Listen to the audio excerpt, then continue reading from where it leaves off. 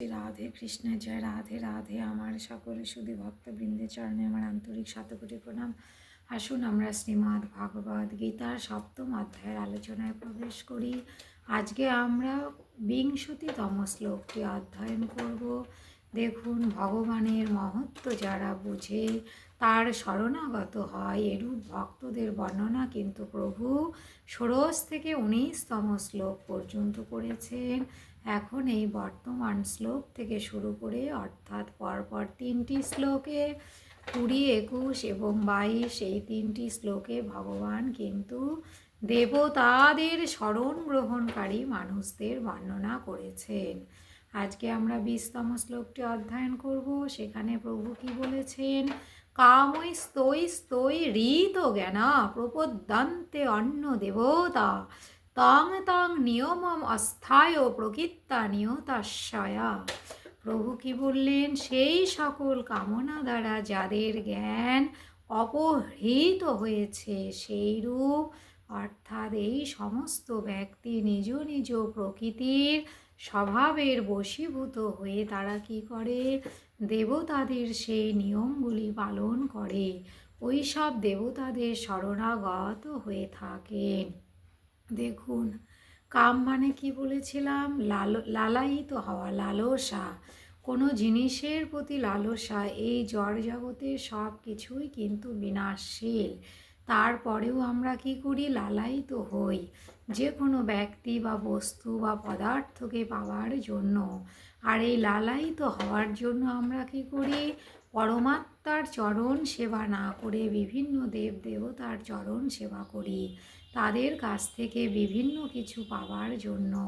তাই তো প্রভু কি বললেন? কামৈ স্তৈ স্তৈ ঋত জ্ঞানা, ওই সকল অর্থাৎ ইহলোক এবং পরলোকের ভোগ কামনা দ্বারা যাদের জ্ঞান আবৃত হয়েছে, আচ্ছাদিত হয়েছে।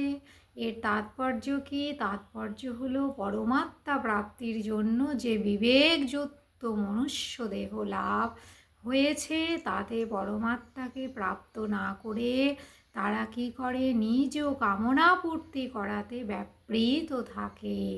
সংযোগজনিত সুখের ইচ্ছাকেই কিন্তু কামনা বলা হয়। কামনা দু প্রকারের হয়। ইহলোকের ভোগ সুখের জন্য ধন সম্পদ সংগ্রহের কামনা, এবং স্বর্গাদি পরলোকে ভোগের জন্য পুণ্য সংগ্রহের কামনা। তারা এই জড় জগতে থাকা অবস্থাতেও তারা কি করতে চায়? বিভিন্ন রকম ব্যক্তি পদার্থ বস্তু নিয়ে ভোগবিলাসে মেতে থাকতে চায়, এবং দেহান্তে যাতে আবার তারা স্বর্গে গিয়েও ভোগবিলাসে মেতে থাকতে পারে, তার ব্যবস্থাও তারা ইহলোকে করা শুরু করে দেয়। অর্থাৎ কিভাবে দেবতাদের খুশি করতে হবে, কিভাবে দেবলোকে যাওয়া যাবে, সারাদিন রাত এই চিন্তাই করে তারা। এর ফলে কি হয়? বারবার জন্ম মৃত্যু চক্রে আবর্তিত হতে হয়, এবং পরমাত্মার চরণ তারা সহজে লাভই করতে পারে না। যেদিন তাদের জ্ঞান চক্ষু উদিত হয় পরমাত্মার কৃপায়, সেই দিনই তারা বুঝতে পারে যে আমরা কত মহামূল্যবান সময় নষ্ট করে দিয়েছি। তাই প্রভু আরও কি বললেন? প্রকৃত্তা নিয়তাশয়া। কামনাগুলির দ্বারা কি হয়? বিবেক আচ্ছাদিত হলে ওই সব ব্যক্তিরা নিজ প্রকৃতির দ্বারা চালিত হয়, অর্থাৎ নিজ স্বভাবের বশীভূত হয়ে পড়ে। তং তং নিয়মম আস্থায়, কামনার জন্য মানুষ তার প্রকৃতির বশ হওয়ায় কামনা পূর্তির জন্য সে নানা উপায় এবং নিয়ম খুঁজতে থাকে। ওই যজ্ঞ করলে কামনা পূরণ হবে, নাকি ওই তপ করলে, দান করলে কামনা পূর্তি হবে, নাকি কোনো মন্ত্র জপ করলে হবে। এখানে কিন্তু দেখুন, দেবতাদের শরণ নেওয়াতে দুটি কারণ প্রধান রয়েছে। সেগুলি কি? এক হলো কামনা, আর অপরটি হলো নিজ স্বভাবের বশ্যতা। এবার এই দুটি থেকে বেরোনোর উপায় কি? শ্রীমদ্ ভগবদ্ গীতার তত্ত্বজ্ঞান। যখন আমাদের শ্রীমদ্ ভগবদ্ গীতার তত্ত্বজ্ঞান আমরা লাভ করতে পারবো, তখন আমরা বুঝতে পারবো যে কেন আমরা আমাদের মহামূল্যবান সময় এইভাবে তপ করেই হোক, যজ্ঞ করেই হোক, পরমাত্মা ব্যতীত যে তপ যজ্ঞ সেগুলি করে আমরা কেন নষ্ট করব? আমরা কি করব? আমাদের উচিত প্রত্যেকটি মুহূর্তকে সঠিকভাবে ব্যবহার করা। সেটি কিভাবে?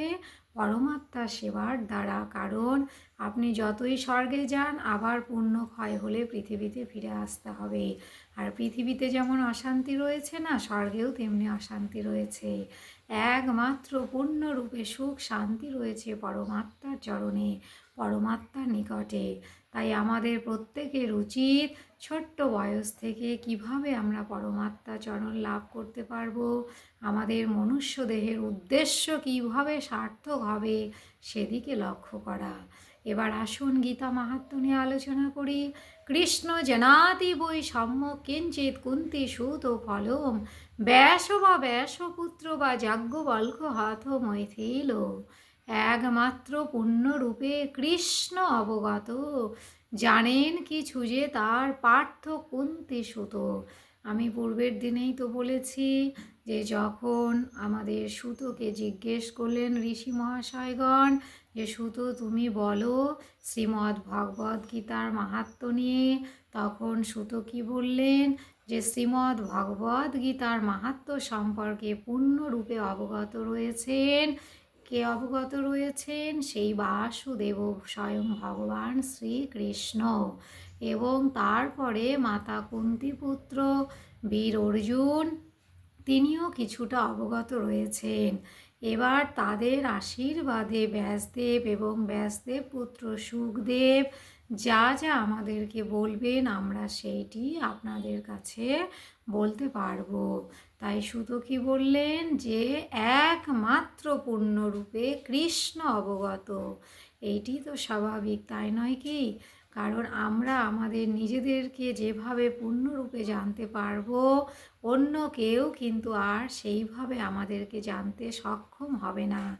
এমনকি সত্যি কথা বলতে কি, যাদের দ্বারা আমরা এই পৃথিবীতে এসেছি অর্থাৎ আমাদের জন্মদাতা জন্মদাত্রী, তারাও কিন্তু পূর্ণরূপে আমাদের মনে কি রয়েছে, আমাদের মন কি চায়, এগুলিও কিন্তু তারা পূর্ণরূপে বলতে সক্ষম হবেন না।